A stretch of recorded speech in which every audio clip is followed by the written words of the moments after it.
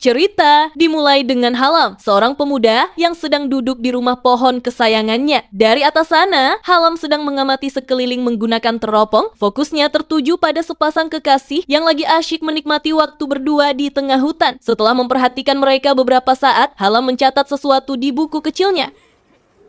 Lalu, tanpa pikir panjang, Halam melepaskan bajunya, mengenakan hiasan kepala berbentuk serigala, dan turun dari rumah pohon dengan tali mirip Tarzan sambil berteriak keras. Teriakan itu bikin pasangan tadi kaget setengah mati. Sang pria marah besar, memarahi Halam karena dianggap mengganggu dan bilang kalau tingkahnya bukan hal yang bisa dijadikan lelucon.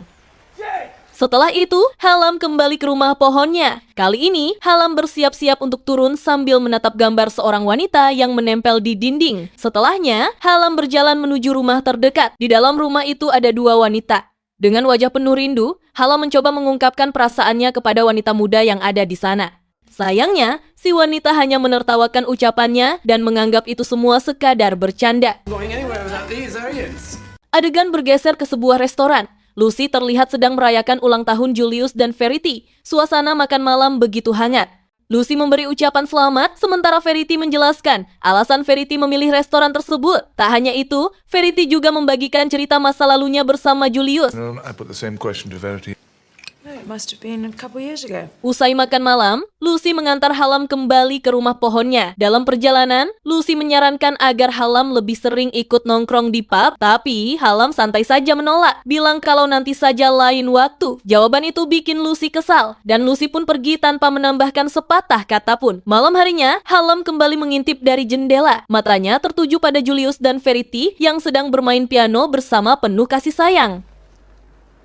Halam hanya bisa memperhatikan mereka diam-diam sebelum kembali lagi ke rumah pohonnya. Di sana, Halam menatap foto ibunya dan seolah berbicara, mengucapkan selamat malam. Keesokan paginya, Lucy bersiap pergi. Lucy memanggil nama Halam sambil memasukkan barang-barangnya ke dalam taksi. Tapi, Halam tidak muncul. Ternyata, Halam sedang berada di atap, memperhatikan Lucy diam-diam. Saat taksi mulai melaju, Halam buru-buru keluar dari tempat persembunyiannya dan berlari mengejar sambil memanggil nama Lucy. Sayangnya, Lucy tak mendengar sama sekali dan pergi begitu saja. Dengan kecewa, Halam kembali ke rumah pohonnya. Halam membuka sebuah kotak, lalu termenung. Tak lama kemudian, Verity memanggilnya dengan menggunakan megafon, mengajaknya makan siang. Saat makan siang, Julius dan Verity mencoba membicarakan rencana agar Halam melanjutkan kuliah, supaya nantinya Halam bisa punya pekerjaan. Namun Halam menolak mentah-mentah, lalu pergi meninggalkan meja makan tanpa banyak bicara. Sore harinya, Halam mendengar Julius dan Verity bercakap-cakap di ruang tamu. Mereka membicarakan soal sikap Halam yang tampaknya tidak menyukai Verity. Julius mencoba menenangkan Verity, memintanya untuk sabar dan berjanji akan membicarakannya dengan Halam.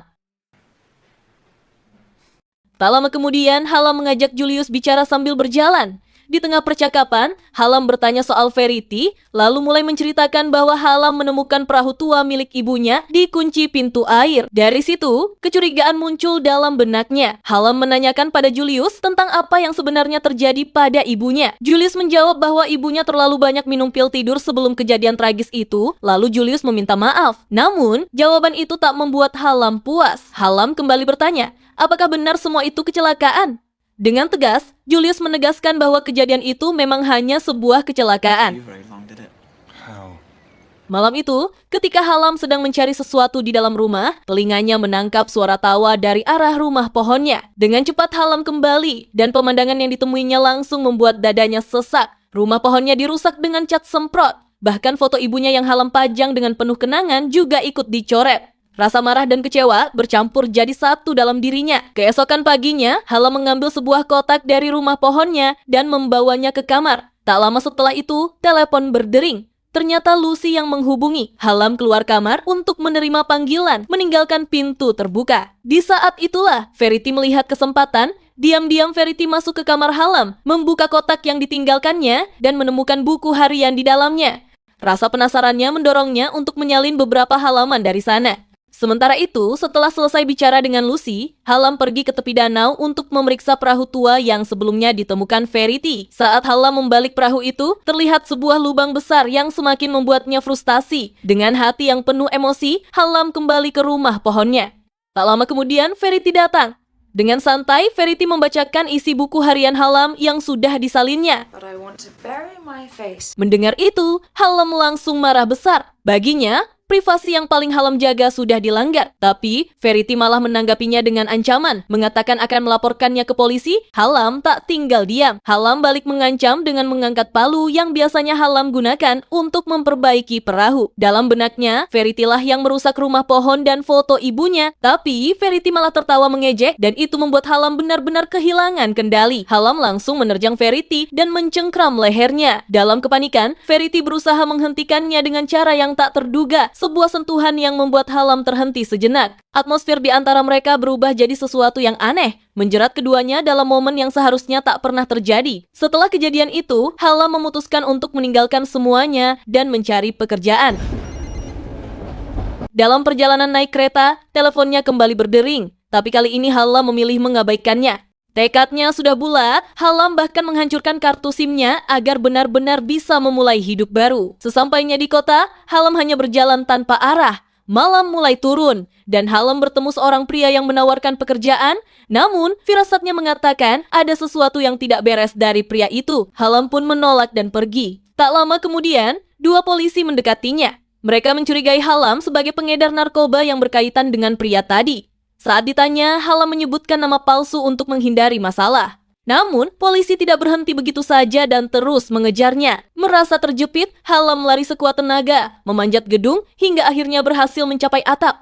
Di sana, Halam berhenti, mencoba mengatur napas. Untuk sesaat, Halam merasa bebas, tapi jauh di dalam hatinya, Halam sadar. Sekarang, dirinya benar-benar sendirian. Keesokan harinya, dari atas sebuah gedung, Halam tanpa sengaja melihat seorang wanita yang penampilannya sangat mirip dengan ibunya. Rasa penasarannya langsung muncul dan tanpa pikir panjang Halam mengikuti langkah wanita itu untuk mencari tahu di mana wanita itu bekerja. Dengan alasan sedang mencari pekerjaan, Halam memberanikan diri untuk mendekatinya dan memulai obrolan. Wanita itu memperkenalkan dirinya sebagai Kate. Ingin makin dekat dengannya, Halam meminta Kate membantu berlatih wawancara kerja, pura-pura bilang kalau ini pertama kalinya Halam melamar pekerjaan. Sit down.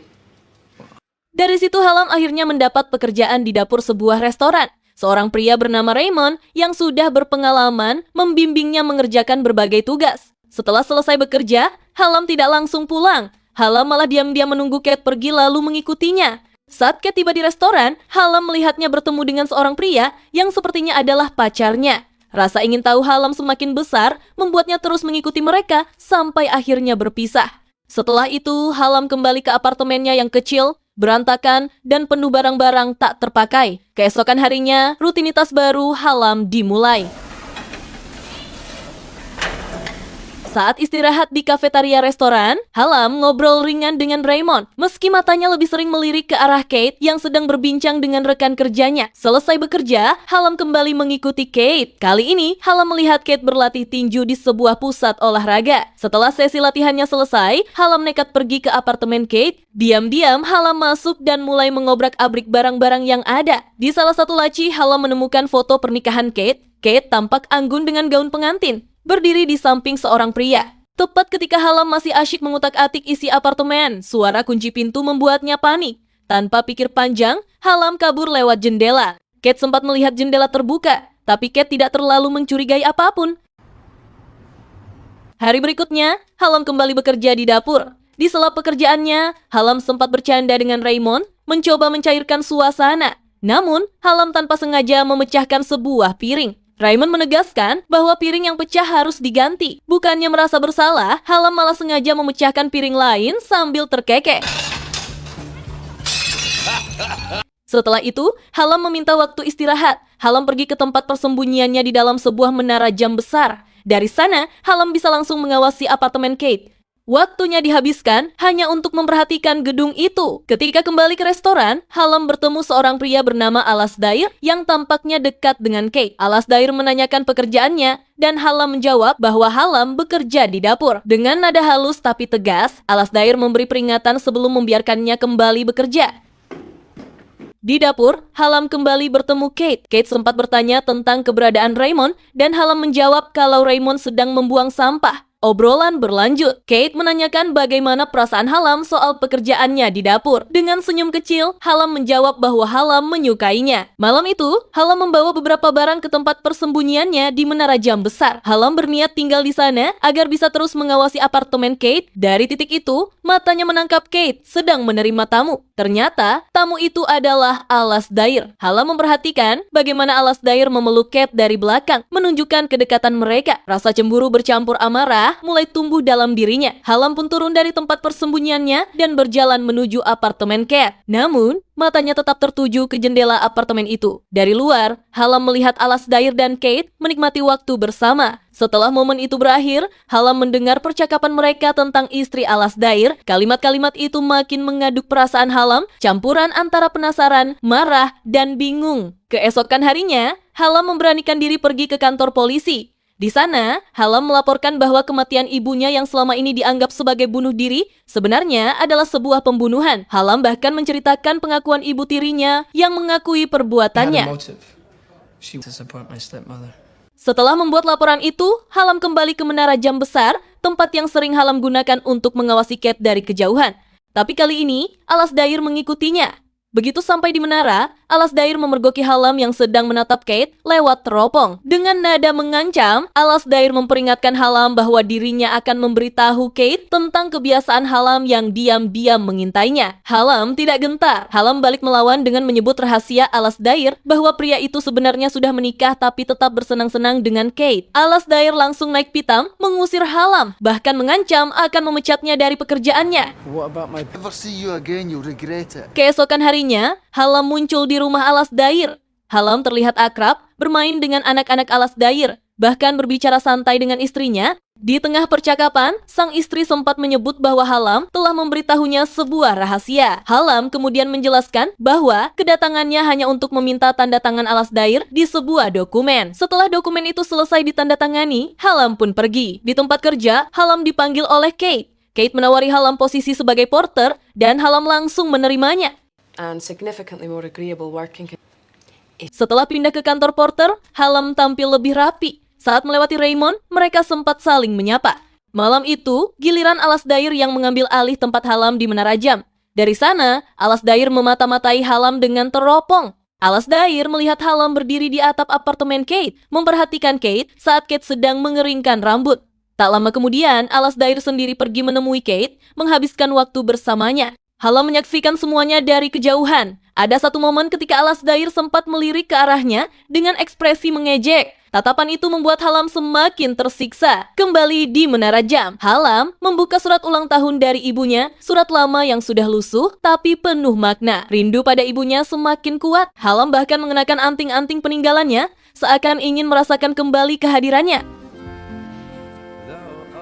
Keesokan harinya, Kate datang menghampiri Hallam. Kate memberikan kartu ulang tahun. Andy, salah satu rekan kerjanya, menjelaskan bahwa Kate memang sering melakukan hal seperti itu untuk staf. Tak lama kemudian, mereka merencanakan untuk pergi minum bersama sebagai perayaan ulang tahun Hallam. Sekarang usianya sudah cukup untuk minum alkohol secara legal. Setelah bekerja, mereka pergi ke bar. Awalnya mereka minum bersama dengan Andy. Tapi Andy tak kuat bertahan lama dan akhirnya tumbang karena mabuk. Tinggallah Hallam dan Kate yang melanjutkan perayaan kecil itu berdua. Setelah beberapa gelas, Kate mengundang Hallam ke apartemennya. Would you like to meet her? Di sana, suasana jadi lebih akrab. Kate mulai menari dan mencoba merayunya. Namun, Hallam menolak dengan alasan Hallam tidak bisa melakukannya. Meski begitu, akhirnya mereka tetap tidur bersama. Saat Kate tertidur di sampingnya, Hallam menatap ke arah jendela. Di kejauhan, Hallam seperti melihat bayangan dirinya sendiri berdiri di atap, melambai ke arahnya. Rasanya aneh, seolah Hallam melihat dirinya dari sudut pandang lain, sebuah refleksi yang tak bisa Hallam pahami sepenuhnya. Keesokan paginya, Hallam mendatangi Kate dan mengajaknya keluar malam itu, entah sekadar minum atau menonton film bersama. Tapi Kate menolak. Kate bilang apa yang terjadi semalam seharusnya tidak pernah terjadi. Hallam hanya mengangguk menerima keputusan itu, meski jelas terlihat kalau hatinya agak jatuh. Di tempat kerja, Andy memberitahu kalau ada seorang tamu yang meminta Hallam datang ke kamarnya. Tanpa banyak curiga, Hallam pergi, dan ternyata Kate yang muncul dari balik pintu. Mereka akhirnya bicara tentang malam sebelumnya, obrolan yang pada akhirnya berujung sama seperti sebelumnya, mereka kembali tidur bersama. Beberapa hari kemudian, Hallam melihat Kate sedang berbincang dengan Alasdair. Dari luar, itu tampak seperti percakapan biasa, tapi ada sesuatu di dalam diri Hallam yang tidak tenang. Rasa cemburu yang sejak lama Hallam tekan mulai muncul ke permukaan. Tanpa pikir panjang, Hallam memutuskan untuk mengikutinya. Dari kejauhan, Hallam melihat Alasdair mendekat ke Kate dengan cara yang tidak ramah. Penasaran bercampur khawatir, Hallam memutuskan naik ke atap untuk mendapat pandangan lebih jelas. Dari sana, Hallam menyaksikan sesuatu yang membuat darahnya mendidih. Alasdair memaksa Kate. Teriakan Kate yang panik membuat Hallam tidak bisa diam. Dengan cepat Hallam bergegas masuk ke apartemennya, mencoba menghentikan Alasdair. Tapi bukannya lega, Kate justru terlihat bingung dengan kehadiran Hallam yang tiba-tiba. Di momen itu, Alasdair dengan wajah liciknya membuka semua rahasia Hallam tentang kebiasaannya mengintip Kate dari jauh. Kate terkejut sekaligus marah. Akhirnya Kate mengusir mereka berdua dari apartemennya. And I mean, Setelah kejadian itu, Kate menutup semua celah yang bisa dipakai Hallam untuk mengawasinya lagi. Dan nasib buruk menimpa Hallam, Hallam kehilangan pekerjaannya. Tidak ada pilihan lain, Hallam kini hanya duduk di luar gedung apartemen Kate berharap bisa bicara dengannya. Awalnya, Kate mengabaikannya, tapi akhirnya Kate luluh dan mengizinkan Hallam masuk. Di sana, Kate menanyakan alasan dibalik semua sikap anehnya. Hallam pun jujur, membuka luka, kenangan, dan emosi yang selama ini dia simpan rapat-rapat. Mendengar cerita itu, Kate mulai merasa simpati. Kate bahkan menawarkan pekerjaan Hallam kembali, dan lebih dari itu, mengajaknya tinggal bersamanya untuk sementara waktu. my shit stinks. I'm going to die someday. Perlahan tapi pasti, hubungan mereka yang sempat retak mulai membaik. Suatu malam, Kate tanpa sengaja menemukan barang-barang pribadi Hallam. Di dalamnya ada gaun lama milik mendiang ibunya. Tanpa banyak pikir, Kate mengenakannya. Seolah ingin menghibur Hallam dengan menghadirkan kembali kenangan indah tentang sosok ibunya. Momen itu terasa hangat, mereka saling memahami tanpa perlu banyak kata, seakan ikatan di antara mereka semakin dalam. Keesokan harinya, Hallam mendapat kabar dari Andy kalau orang tuanya sedang mencarinya. Tanpa buang waktu, Hallam langsung pergi menemui mereka. Betapa terkejutnya Hallam saat melihat ayahnya datang bersama Verity. Tak lama kemudian, Kate sempat bergabung dan memperkenalkan diri. Tapi suasana cepat berubah serius ketika Kate diminta pergi agar mereka bisa membicarakan urusan keluarga secara pribadi. Ayahnya menjelaskan bahwa ayahnya membutuhkan persetujuan Hallam untuk melanjutkan sebuah rencana yang berhubungan dengan Lucy, adik perempuannya. Rencana itu katanya berasal dari keinginan mendiang ibu mereka. Tapi Hallam menolak mentah-mentah. Hallam yakin Verity sudah memanipulasi ayahnya. Ketegangan makin memanas ketika Verity mengikuti Hallam. Pertengkaran sengit pun pecah, terutama soal kematian ibunya yang masih menyisakan luka dalam. And you admitted it. Dipenuhi amarah dan kekecewaan, Hallam akhirnya kembali ke rumah keluarga dengan hati yang benar-benar kacau. Malamnya, Hallam melihat ayahnya tertidur di ruang tamu, sementara Verity berada di kamarnya. Emosi yang menumpuk membuat Hallam kehilangan kendali. Hallam menyeret Verity keluar, membawanya ke tepi danau, lalu memaksanya masuk ke dalam air. Namun beberapa menit kemudian, rasa bersalah menghantamnya. Panik, Hallam menarik Verity kembali ke permukaan. Hallam melepas lakban di mulutnya, mengendurkan ikatannya, lalu mencoba menyelamatkannya dengan pernapasan buatan. Setelah beberapa usaha, Verity akhirnya sadar kembali. Saat itulah Julius muncul di tepi danau. Dengan wajah penuh penyesalan, Julius mengungkapkan kebenaran yang selama ini tersembunyi. Julius mengaku bahwa kematian ibu Hallam sebenarnya adalah pilihannya sendiri. Julius menanggung rasa bersalah karena tidak pernah mencegahnya. Pengakuan itu membuat Hallam terpukul, tapi juga memberi kelegaan. Untuk pertama kalinya, Hallam bisa menerima kenyataan pahit masa lalunya dan perlahan mulai melepaskan beban yang selama ini menghantuinya. Beberapa hari kemudian, Hallam bertemu Kate untuk membicarakan hubungan mereka. Meski mereka saling peduli dan memahami satu sama lain, keduanya sepakat untuk mengakhiri semuanya demi kebaikan masing-masing. Berat memang, tapi Hallam dan Kate sadar tidak semua hubungan ditakdirkan untuk bertahan selamanya.